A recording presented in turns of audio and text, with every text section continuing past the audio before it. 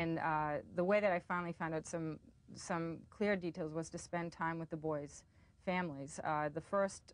The youngest child who's being tried for the murder, his parents appeared at a court hearing that I was at, and interestingly, a lot of the press was still there working on the case, but after the hearing closed, the sort of a throng of reporters went to the prosecutor and were talking to her about the facts of the case, but the parents were standing there and had been in the hearing, so they were identifiable, and I approached them and I said, have you spoken about how you feel about this or what's going on? And nobody had really approached them, and we went out for coffee, and then I spent a lot of time with them in their apartment hanging around. And what did they tell you?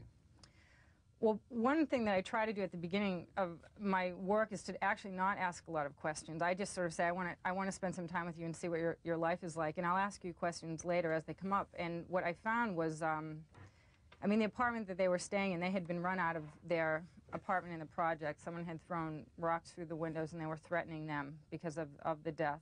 And they didn't have anything in this apartment. The apartment was quite barren. There were very few pieces of furniture. There was a television set, some food, but almost nothing else.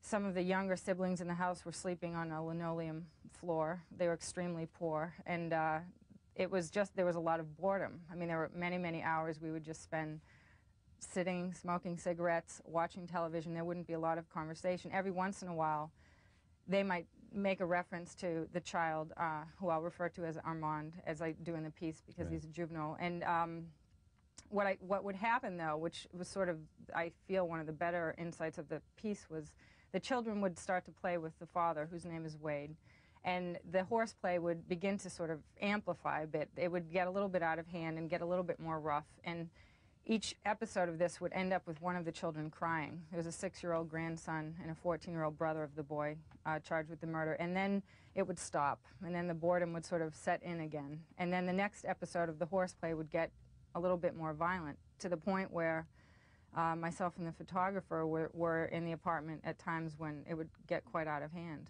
And what I began to realize was that I imagined for this child tried for murder that there wasn't a clear separation between play and violence, that play actually would get to such a pitch that somebody would end up getting hurt. So that the question, which everybody was asking, did these children mean to hurt the 5-year-old, or were they just playing?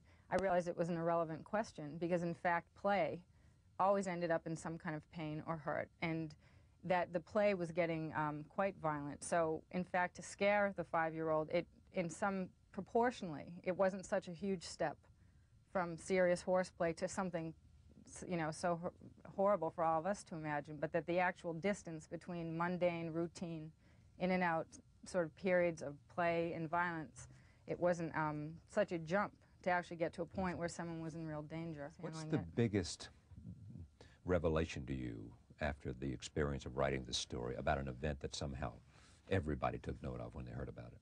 I mean, the politicians were talking about it. Everybody thought, you know, a talk show host on the radio were talking about it as somehow evidence number one that something terribly wrong is amiss in our culture, in our society. I guess I had two revelations. One, which makes me very sad to say, is that and I do a lot of writing about the inner city, and I'm more confused as to why things like this don't happen more often.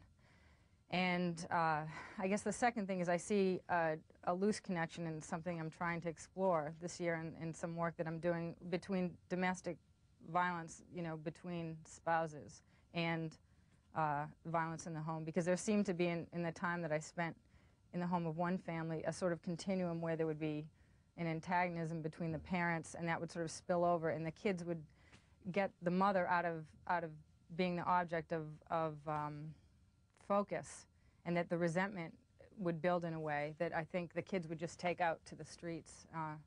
I guess the other thing I think a lot about is that we talk so much about violence, and we sort of feel we know what the story is, and I feel that we're just beginning to look closely at it, and it requires spending a lot of time in places that are very painful and quite frightening, and I can understand the urge to sort of theorize rather than look very pragmatically at it. And but I think it's that there are a lot of interconnections, and certainly drug use is the first issue. Adrian Nicole LeBlanc, Thank you very much.